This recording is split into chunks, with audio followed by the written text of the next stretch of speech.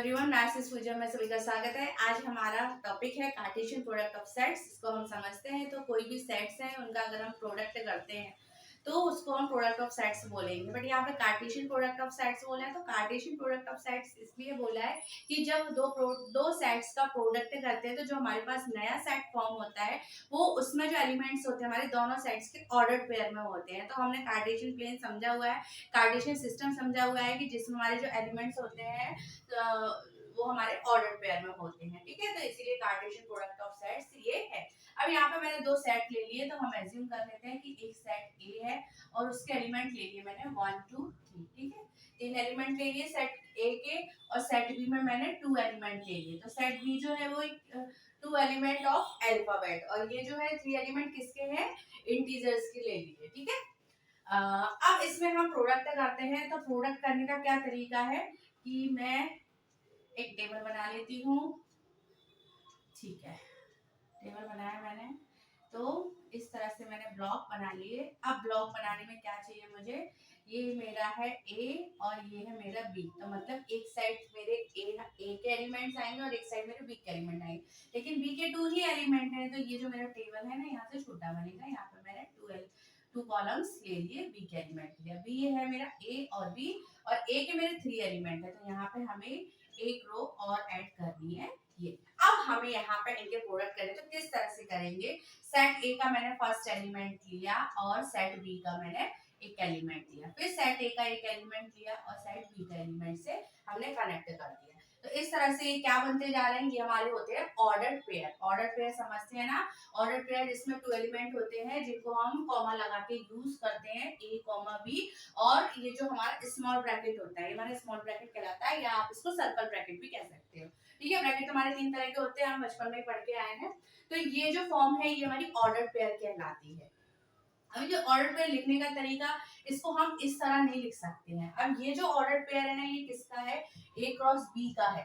तो ए cross B का है तो ये ए क्रॉस बी का नहीं है। क्यों, क्योंकि हमेशा इसमें एक रूल फॉलो होता है क्या, कि ऑर्डर पेयर का जो फर्स्ट एलिमेंट होता है वो फर्स्ट वाले सेट का ही होगा और ऑर्डर पेयर का जो सेकंड एलिमेंट है वो हमारे जो नेक्स्ट सेट होगा, दूसरे सेट होगा, उस सेट का एलिमेंट होगा। तो यहाँ पे देखो ए प्रोडक्ट भी मतलब बी जो है वो हमारा ए का नहीं है।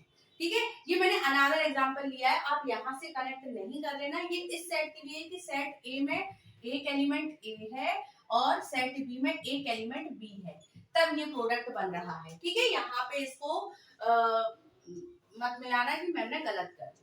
ठीक है, चलिए अब यहीं पे आते हैं वापस। तो सेट ए का फर्स्ट कौन सा होगा, क्योंकि हम ए प्रोडक्ट बी कर रहे हैं। ठीक है, हम ए प्रोडक्ट बी कर रहे हैं इसलिए तो फर्स्ट एलिमेंट हमारा ए का ही होना चाहिए, तो वो मैंने 2 ले लिया और सेकंड एलिमेंट मेरा बी का होना चाहिए। तो इसमें देखो ए है और इसमें हमारा बी है। अब इस तरह से ये मेरे ऑर्डर पेयर बन गए। क्लियर हो गए आपको, ये अच्छे से समझ में आ जाना चाहिए। यही है कार्टेशियन प्रोडक्ट ऑफ सेट्स और इसकी 2 प्रॉपर्टीज हैं। आप उसकी प्रॉपर्टी को बहुत अच्छे से समझ लेना, फिर हमारी जो 2.1 एक्सरसाइज है वो बहुत अच्छे से आप लोग कर लोगे। तो देखो फर्स्ट प्रॉपर्टी क्या कहती है कि यहाँ पे हम नंबर ऑफ ए प्रोडक्ट भी निकाल सकते हैं, कि हम पहले से ही बता सकते हैं इसमें कि जब मैं इन दोनों का प्रोडक्ट करूंगी तो मेरे कितने ऑर्डर पेयर मुझे मिलेंगे। तो यहाँ पे देखो इसके कितने एलिमेंट है, 3 है। तो लिखने का क्या तरीका होता है, नंबर ऑफ ए सेट ए, ये लिखा जाता है। नंबर ऑफ सेट ए कितना है, 3 है। ठीक है, मैंने ऑपोजिट साइड लिख दिया कि नंबर ऑफ सेट ए कितने हैं, 3 एलिमेंट है। मतलब नंबर ऑफ सेट ए के एलिमेंट जो है, नंबर ऑफ एलिमेंट्स कितने हमारे 3 है। सिमिलरली फॉर सेट बी, यहाँ पे कितने हैं, 2 है। तो ये हो गया नंबर ऑफ सेट बी। अब यहाँ पे मैं आपसे पूछूं number of set A product B, तो आप डायरेक्टली यहाँ पे क्या करोगे, 3 इंटू 2 दोनों के नंबर्स का मल्टीप्लाई कर दोगे तो यहाँ से फॉर्मूला आ जाता है number of set A into number of set B. एक ये प्रॉपर्टी याद रखना, ठीक है। एमसीक्यूज में अगर क्वेश्चन आ जाता है तो आप डायरेक्ट यहाँ से कर सकते हो कि आपको 2 सेट दे दिया, आपको डायरेक्टली पूछा है कि उनके प्रोडक्ट में कितने ऑर्डर पेयर होंगे, तो यहाँ पे मेरे 6 होंगे। अब आप ध्यान से देखो, यहाँ पे आप देख सकते हैं 1 2 3 4 5 6 ऑर्डर पेयर्स बने। अब मैं इसको एक सेट फॉर्म में लिखूं तो किस तरह से लिखूंगी, तो देखो सेट फॉर्म में बताती हूँ आपको कि किस तरह से लिखते हैं। नंबर ऑफ, जैसे आप 2 नंबर के क्वेश्चन में भी आ जाए आपको, सॉरी नंबर ऑफ नहीं, प्रोडक्ट ए प्रोडक्ट बी, तो इसको हम सेट फॉर्म में लिखते हैं। तो सेट हमें पता है कि हम इस ब्रैकेट में लिखते हैं। उसके बाद हमारे सारे ऑर्डर पेयर चलेंगे, कौन कौन से, 1 ए 1 बी 2 ए 2, बी और 3, ए, 3, बी सारे ऑर्डर पे लिख लिए और क्लोज्ड ब्रैकेट। ये है हमारा लिखने का तरीका, प्रोडक्ट ऑफ टू सेट्स। ठीक है, तो ये तो यहाँ पे मैंने इस फॉर्म में समझा दिया। अब इसको अगर मैं आपको इसमें समझाऊं तो हमारा सेट ए ये हो गया, सेट बी ये हो गया। ठीक है, अब इसमें ये मेरे सेट ए के कौन से थे, 1 2 3 और ए कॉमा बी। अब यहाँ पर मैं एरो डायग्राम से आपको समझा रही हूँ। तो एरो डायग्राम में आपको पता है कि क्या सेट ए के एलिमेंट हमने 1 लिया। ठीक है, अब 1 का किस किस के साथ ऑर्डर पेयर बन सकता है, किस किस के साथ कनेक्शन हो सकता है, ए के साथ भी हो सकता है और बी के साथ भी हो सकता है। तो यहाँ पे मैं दोनों में एरो में लगाऊंगी, ए के साथ भी और बी के साथ भी। अब मैंने सेकंड एलिमेंट ले लिया ऑफ सेट ए। अब 2 का किस किस के साथ ऑर्डर पेयर, ए के साथ भी और बी के साथ भी। Similarly for third element of set ए। तो इस तरह से यहाँ से भी आप डायरेक्ट ऑर्डर पेयर बना सकते हो। देखो 1 लिया तो 1 का पहले ए के साथ, फिर 1 का बी के साथ। ठीक है, सेम सेट बन रहा है हमारा। हम यहाँ से भी एरो डायग्राम से भी बना सकते हैं और यहाँ से भी हम बना सकते हैं। ठीक है, ये हो गया। अब एक प्रॉपर्टी और समझ लेना। इसकी एक प्रॉपर्टी तो मैंने बता दी, 2 प्रॉपर्टी याद रखना। सेकंड प्रॉपर्टी क्या कहती है कि जो मैंने भी आपको थोड़ी देर पहले समझाई थी, क्या कि a, b is not equal to b, a।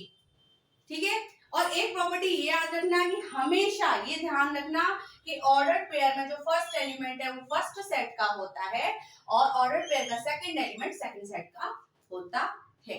तो a, b is not equal to b, a होगा ही होगा। ठीक है, इसका मतलब क्या हुआ कि a प्रोडक्ट b जो है वो कभी भी b प्रोडक्ट a के इक्वल नहीं होगा। ये भी आप एमसीक्यूज में इस तरह के क्वेश्चंस पूछे जाते हैं, ट्रू फॉल्स में भी, तो ये ध्यान रखना। एक दो क्वेश्चन कर लेते हैं और क्लियर हो जाएगा हमारा कार्टेशियन प्रोडक्ट ऑफ सेट। तो यहाँ पे मैंने एक्सरसाइज का एक फर्स्ट क्वेश्चन ले लेती हूँ। तो फर्स्ट क्वेश्चन में क्या गिवन है मुझे, xy3 + 1, y - 2y3 इक्वल, किसके इक्वल है ये, 5/3, 1/3। अब यहाँ पे ये गिवन है हमें क्या कि 2 ऑर्डर पेयर है विच इज इक्वल। तो ये आपस में इक्वल है, हमें गिवन है। अब इक्वल है इसका मतलब इस ऑर्डर पेयर का फर्स्ट एलिमेंट जो है इस ऑर्डर पेयर के इक्वल होगा ही होगा। तो यहाँ पे हमें वैल्यूज फाइंड करनी है x एंड y की। तो हम इसे सॉल्व करते हैं। सो xy3 + 1 इक्वल हो जाएगा हमारा 5/3 एंड y - 2y3 इक्वल हो जाएगा हमारा 1/3। ठीक है, तो अब तो इजी है हमारा। x एंड y की वैल्यूज यहाँ से जब हम सॉल्व करेंगे तो क्या होगा, ये 2/3, 3 से 3 कट जाएगा तो x की वैल्यू 2 आ जाएगी। मैंने डायरेक्ट कर दिया। अब यहाँ पे 3/3 हो जाएगा तो 1 हो जाएगा, तो y की वैल्यू हमारी 1 आ जाएगी। तो यहाँ से हमारी x और y की वैल्यू आ गई है। आई होप आप लोगों को बहुत अच्छे से क्लियर हो गया हो। फिर भी कोई क्वेरी रहती है तो आप लोग प्लीज मुझे कमेंट सेक्शन में मैसेज करिए।